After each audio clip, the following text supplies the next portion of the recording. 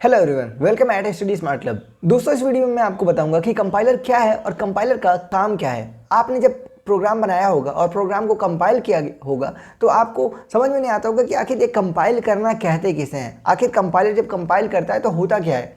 तो ये सब मैं आपको यहाँ पर इस वीडियो में क्लियरली एकदम अच्छे से समझाने वाला हूँ, जिससे कि आपको कभी भी नेक्स्ट टाइम जब आप कंपाइल या कंपाइलर वर्ड सुनेंगे तो आपको कोई भी डाउट नहीं होगा।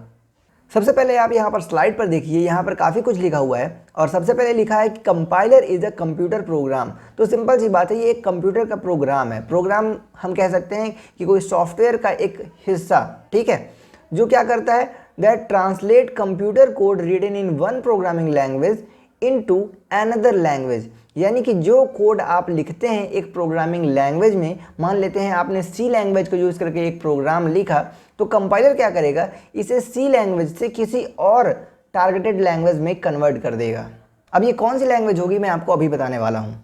अब यहाँ पर आप सेकेंड पॉइंट पर फोकस करिए। यहाँ पर लिखा है कि जो कंपाइलर नाम है वो ज़्यादातर ऐसे प्रोग्राम के लिए यूज किया जाता है जो कि हाई लेवल प्रोग्रामिंग लैंग्वेज में लिखे गए कोड को लो लेवल प्रोग्रामिंग लैंग्वेज में ट्रांसलेट करता है। इस पॉइंट को मैं आपको एक ब्लॉक डायग्राम के थ्रू समझाता हूँ। आप पहले जो लिखा है उस पर फोकस करिए यहाँ पर, कि जो आपका हाई लेवल लैंग्वेज में लिखा गया प्रोग्राम होगा वो असेंबली लैंग्वेज में, ऑब्जेक्ट कोड में या तो मशीन कोड में कन्वर्ट होगा। तो यहाँ पर सपोज़ कि आपने एक प्रोग्राम लिखा, आपका जो सोर्स कोड है वो कंपाइलर के पास गया, तो कंपाइलर उसे असेंबली लैंग्वेज में कन्वर्ट कर देगा। या तो मान लीजिए असेंबली लैंग्वेज में कन्वर्ट नहीं करता है तो वो क्या करेगा, ऑब्जेक्ट कोड में कन्वर्ट कर देगा, और ऑब्जेक्ट कोड में भी नहीं करता है तो वो मशीन कोड में कन्वर्ट कर देगा।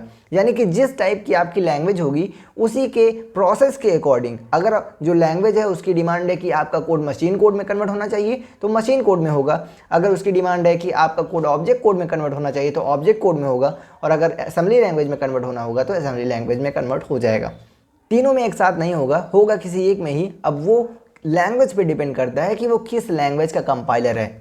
अगर बात करें सी लैंग्वेज की, तो सी लैंग्वेज का जो कंपाइलर है वो आपके प्रोग्राम को ऑब्जेक्ट कोड में कन्वर्ट कर देता है। आप जब अपने प्रोग्राम को कंपाइल करते हैं तो वो एक ऑब्जेक्ट फाइल क्रिएट कर देता है।